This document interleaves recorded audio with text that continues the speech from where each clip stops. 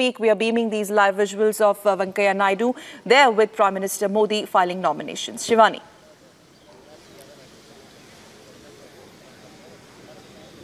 That's right. Sakal, as you rightly said, this is one person that the BJP feels is going to be very difficult for anybody to oppose. And you mentioned he's also flanked by the likes of Alke Advani and Murli Manohar Joshi. Because Venkaiah Naidu, remember, is one of those tall leaders within the BJP that who cannot be attributed to only one camp. You know, the Advani camp or the so-called Modi camp. He's someone who's seen to be close to all top leaders of the party, the Darshak Mandal as well, and as the government and the Prime Minister as well. So Venkaiah Naidu coming out as a consensus candidate within the BJP and the NDA, but also seems like a very tough choice for all BJP allies and even those who might not be convinced about Gopal Krishna Gandhi to come towards Venkaiah Naidu.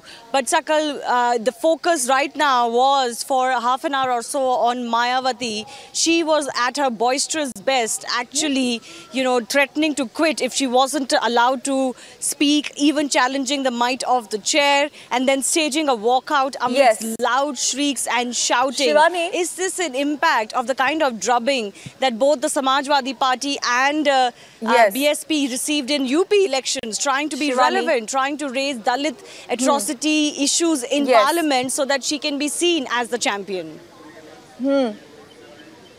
Oh, right, Shivani. Let's just get back to our Venkaiah Naidu, those live visuals with Prime Minister Modi, Amit Shah, Murli Manohar Joshi, Lal Krishna Advani, and also Sushma Swaraj there while he files his nomination papers. Now, let's get a Congress's perspective on this as well. Parikshit joining me from AICC. Parikshit, you know, Congress has been, in fact, talking about the Venkaiah Naidu being the government speak for the VP's post, saying that it's a South appeasement. But at the same time, they really don't have any answers or the concrete justification for that pitch that has been raised by various political outfits as far as Gopal Krishna Gandhi being their pick for VP's post. And they, in fact, are saying that this is government's tactics to deviate the agenda, to deviate the focus. Parikshit.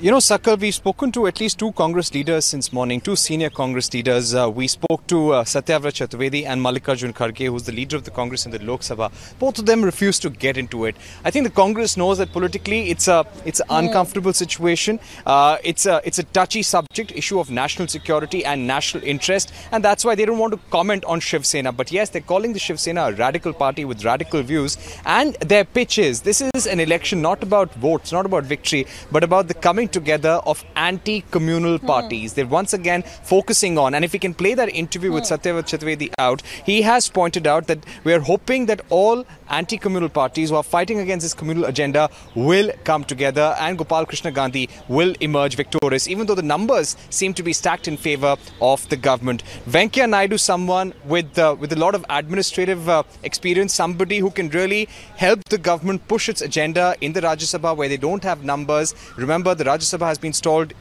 over and over again. The GST bill has also been delayed because of the Rajya Sabha ruckus. So they're hoping that, yes, they will be able to move things forward. But the Congress, even if it loses this election, they are going to make things difficult. Like we're seeing in Parliament right now, Ghulam Nabi Azad working in tandem with the opposition to raise the issue of Dalit atrocities. This is going to continue.